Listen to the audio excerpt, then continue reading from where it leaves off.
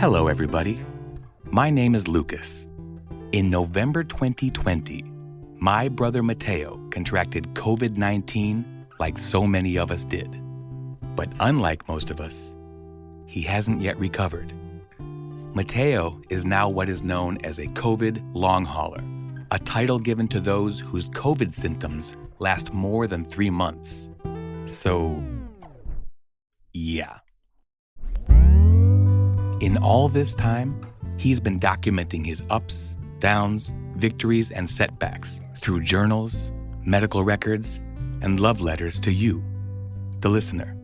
And if he's come to one conclusion, it is that COVID is stupid.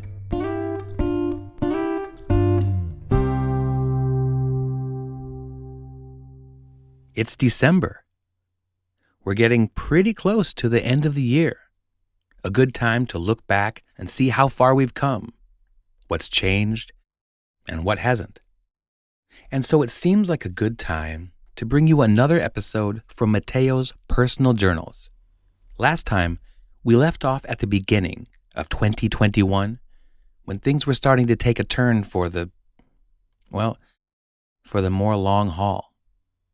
So let's see how things are unfolding for Mateo and the family in February of 2021. 2/4/21. So, University of Iowa post-COVID clinic tomorrow. Man, a month ago this was made, and now that I'm here, doesn't seem to be like there's an answer. And yet, I'm hopeful. Hopeful that they've seen this before. Hopeful they have some idea how to treat. Hopeful that with their help, I actually start a meaningful road to recovery. Hopeful this doesn't last forever. February 8, 2021. So, COVID clinic last Friday. Actually, it went somewhat as expected. A day of tests, a long conversation with the doctor, 75 minutes. Only to be told, we don't know. Try this. At this point, I'll take what I can get. Doctor suggested respiratory physical therapy, because such a thing exists, and a cough medicine to help me sleep by keeping me from waking myself up coughing.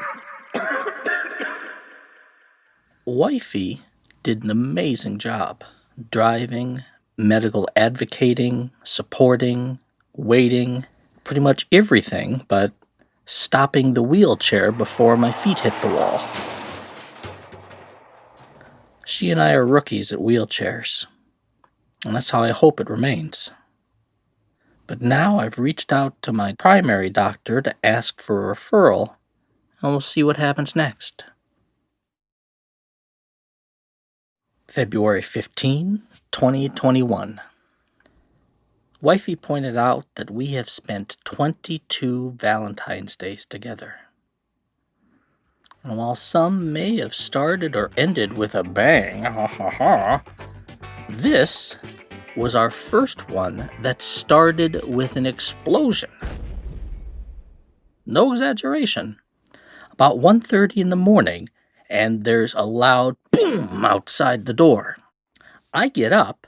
I try to run to the door, forgetting that my legs don't work so well. I almost collapse. Just side note from me, my doorknob is still messed up from where I grabbed it to break my fall. A can of Revlon 10 mousse had exploded, throwing stuff in the cabinet all over the floor, knocking the side off of the cabinet. Miraculously, kiddo slept through it. What woke her up was our talking. That was crazy. We picked up the glass. A light bulb was hit by the side of the cabinet. We vacuumed, we wiped stuff down, we vacuumed again. Somewhere in the middle, she tells me, Happy Valentine's Day, babe. Aww.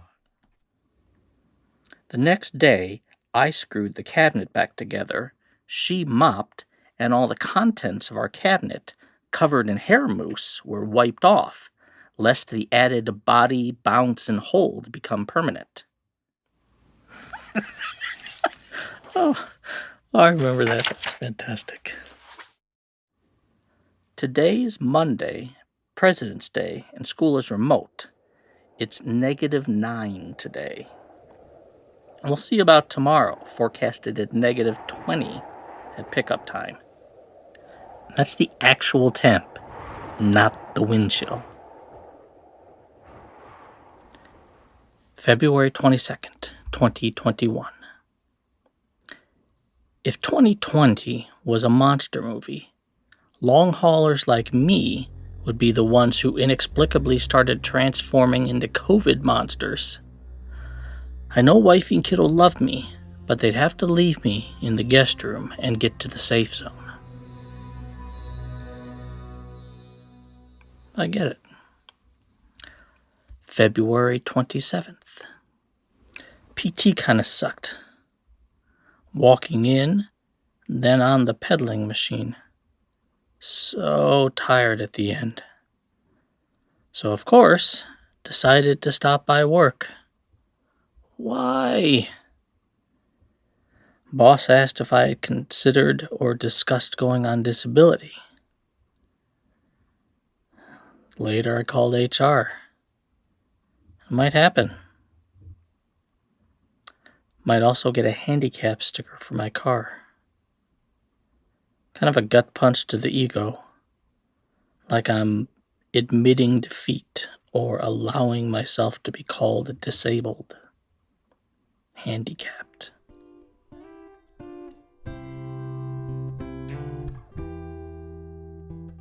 It is such a surreal feeling to listen to these episodes. The situational irony of knowing what the character doesn't. The character being my brother. And in a way, all of us, me, you, reading the uncertainty unfolding in real time, knowing the difficult road that's still to come. How about you? Are there specific moments to which you think back on your journey with long COVID? Highs, lows, bizarres? We'd like to hear about them and how they've shaped where, who, and how you are. Email us at covidisstupid2020@gmail.com. And that's stupid with 2 O's, not a U. And of course, you can find us online, as you no doubt already have. Our socials and our podcasts are everywhere under, you guessed it, COVID is Stupid. Whatever you'd like to share, we'd be happy to read it. Of course, if it's something personal, you don't have to leave your real name. Feel free to sign off just like Mateo does, with COVID is Stupid.